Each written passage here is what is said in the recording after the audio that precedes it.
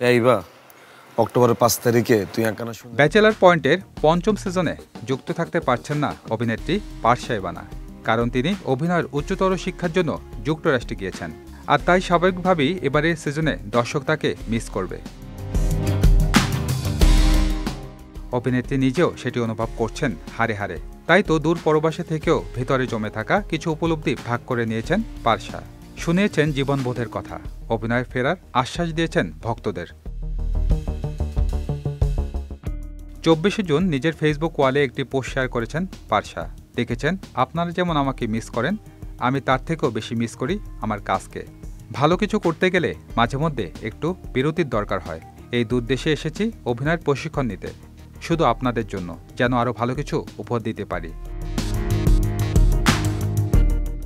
এরপর তিনি লিখেছেন, জীবন অনেক কিছু নিয়ে যায়, তবুও হেরে গেলে চলবে না, ফিরে আসতেই হবে নতুন করে, নতুন রূপে। আমি আমার সকল দর্শকদের ভালোবাসি, আমার জন্য দোয়া করবেন সবাই। দ্য ফ্রিম্যান স্টুডিওর প্রতিষ্ঠাতা স্কট দীর্ঘদিন ধরে অভিনয়ের প্রশিক্ষণ দিয়ে আসছেন। তিনি পারসা ইভানার অনলাইনে অডিশন দিয়ে 8 মার্চ তাকে নিজের স্টুডিওতে অভিনয় শেখার ব্যাপারে চূড়ান্ত করেন। সজল খান, বিজয় টিভি, ঢাকা।